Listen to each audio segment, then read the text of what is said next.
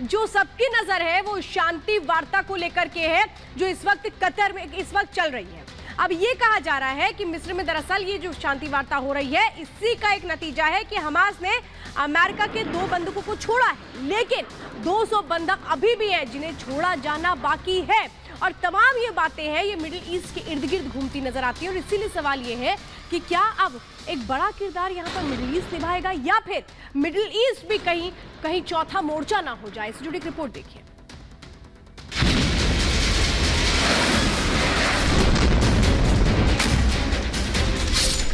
ढाई बंधकों की ढाल, हमास की नीयत पर सवाल।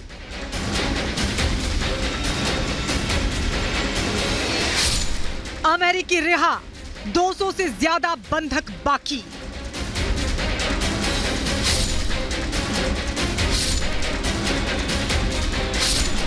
जंग में 5,500 की मौत, 1000 आतंकी साफ। गुजरते वक्त के साथ इजराइल और हमास के बीच चल रही जंग भयावह होती जा रही है। इजराइल हमास के खात्मे पर तुला है। यही वजह है कि इजराइल ने गाजा पट्टी के चारों तरफ टैंक तैनात कर दिए हैं। 15 दिनों से चल रही जंग में हजारों की जान जा चुकी है, लेकिन आज सुबह ऐसी खबर आई जो सुकून देने वाली है। हमास ने 2 बंधकों को रिहा कर दिया। दोनों अमेरिकी नागरिक हैं। हमास ने करीब 250 लोगों को बंधक बना रखा है। ऐसे में अभी भी 200 से ज्यादा लोग हमास के कब्जे में हैं। आधा दर्जन के करीब रॉकेट्स जो हैं वो इजराइल के इस इलाके में दागे गए। सेड्रॉइड का इलाका है, रिहायशी इलाका पड़ता है, तभी ये जो है हमास की तरफ से किया गया। लेकिन जैसे ही रॉकेट्स वहां से लॉन्च हुए, आयरन डोम सिस्टम एक्टिवेट होता है। 6 से ज्यादा रॉकेट आयरन डोम सिस्टम से भी निकलते हैं और हमास के आतंकियों के द्वारा जो रॉकेट दागे गए थे उन्हें पूरी तरह से निष्क्रिय कर देते हैं। कतर की मध्यस्थता से 2 अमेरिकी नागरिकों की रिहाई हुई है। हमास ने अमेरिकी मां बेटी जुडिथ रेनन और नताली को रिहा किया है। हमास के चंगुल से 2 अमेरिकी बंधकों की रिहाई का अमेरिका और ब्रिटेन दोनों ने स्वागत किया है। अमेरिकी राष्ट्रपति बाइडेन ने रिहाई के बाद दोनों बंधकों से फोन पर बात भी की। अमेरिकी विदेश मंत्री एंटनी ब्लिंकन अन्य बंधकों को भी जल्द छुड़ाने की बात कह रहे हैं। You'll understand that because this is an ongoing effort to get Americans who are hostage in this moment in Gaza out, to secure their release, to get them back with their families. I really can't go into any details about what we're doing, how we're doing it.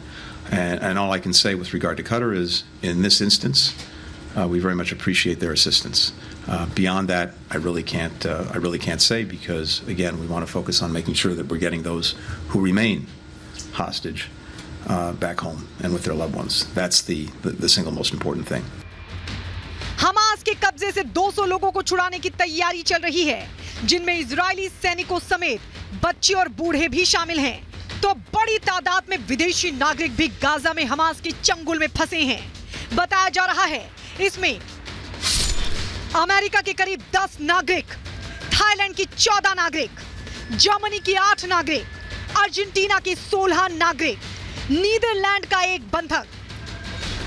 एक तरफ Israel Gaza में Hamas के कब्जे से सभी बंधकों को छुड़ाने पर अड़ा है, लेकिन मुश्किल यह है कि बंधकों का सटीक ठिकाना पता नहीं चल रहा है। ऐसा इसलिए कि हमास ने कई बंधकों को गाजा के नीचे अपनी सुरंगों में छिपा कर रखा है। तो बंधकों के सहारे हमास नई चाल चल रहा है। वहीं इजराइल ने अपने नागरिकों को मुस्लिम देश नहीं जाने की सलाह दी है। ऐसे में साफ साफ संकेत दिखाई पड़ता है कि इजराइल और हमास के बीच लंबी लड़ाई चलने वाली है। Bureau report, Republic Bharat.